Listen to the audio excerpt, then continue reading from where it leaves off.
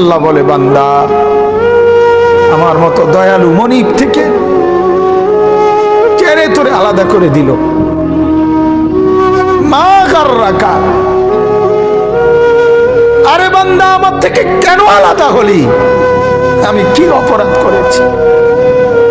সারাদিন আসমানে আলো দিয়ে আমি অন্যায় করছি? আজ আবার রাতের বেলা ঘুমের পরিবেশের জন্য অন্ধকার করে দিয়ে আমি অপরাধ করছি? এই যুবক, তোমার কাছে তোমার মালিক অপরাধ কি করছে বল না বেটা, বল। কেন সেজদা করলি না ভাইয়া? আল্লাহ তোমার কাছে কি অন্যায়টা করছে? কি অন্যায়, কি না দিছে মালিক? মা গাররাকা বিরাব্বিকাল কারীম, এটা আল্লাহর ডাক। আল্লাহ বলেন, বান্দা কে রে তোরে আমার থেকে আলাদা করলো? কেন রে তুই আমারে ছাড়লি? আমি কি দোষ করছি? হাদিসের মধ্যে আছে, লাইসা মিন ইয়াউমিন ইল্লা ইউরাদু আলা নবী সাল্লাল্লাহু আলাইহি ওয়াসাল্লাম আমালা উম্মতিহি গুদওয়াতান ওয়া আশিয়াতান। শোনো যুবক, আল্লাহর নবী বলেন প্রতিদিন দুইবার, সকালে একবার, সন্ধ্যায় একবার, আমার উম্মতের আমল আমি রাসূলের সামনে ফেরেশতারা পেশ করে। হায় হায়, নবীর সামনে তোমার নাম উচ্চারণ হয়, ফেরেশতা বলে, ইয়া রাসূলুল্লাহ একটা সিজদা দেয় নাই, একটা সিজদা, একটা সিজদা দেয় নাই। আল্লাহর নবী তখন বলে, হায় আমার উম্মত, আমার 23টা বছরের দিবানিশির এই মেহনতের কোনো কদর করলি না? 23 বছরের আমার এত কষ্টের কোনো কদর হলো না? হাসরের ময়দানে নবী, দোস্ত শুনেন, হাসরের ময়দানে আল্লাহর নবী তার পিঠ দেখাবে, পিঠ, নবী তার পিঠ দেখাবে, পিঠ দেখায়া বলবে, উম্মত দেখ আমার পিঠ চালনির মতো ছিদ্র ছিদ্র করে ফেলছি। তায়েফের বাচ্চারা যখন আমার পাথর মারছে, ওই পাথরের আঘাত সইতে গিয়ে। সেদিন দেখবেন,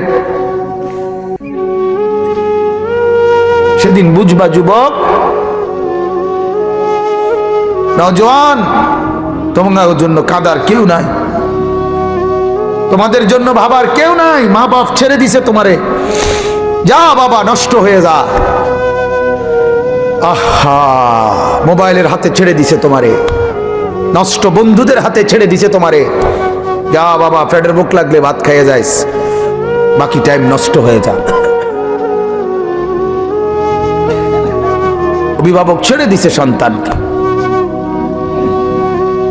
দুপুর বেলা বের হইছে রাত 10টা পর্যন্ত, কারো কোনো পেরেশানি নাই। মা বাবার ছেলেটা কি হচ্ছে, কার সাথে উঠতেছে, বসতেছে, খাইতেছে, চলতেছে, কারো কোনো পেরেশানি নেই। এভাবে জিন্দেগি চলে না বাজান,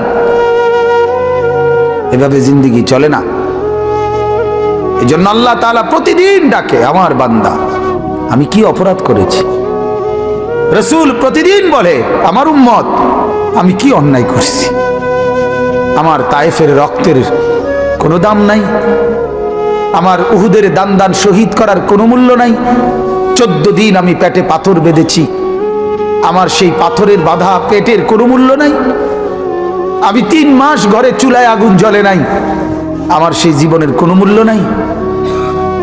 মুসলমানের ছেলেরা, মুসলমানের বাবারা, তোমরা তোমাদের আল্লাহকে চেনো, তোমরা তোমাদের রাসূলকে চেনো।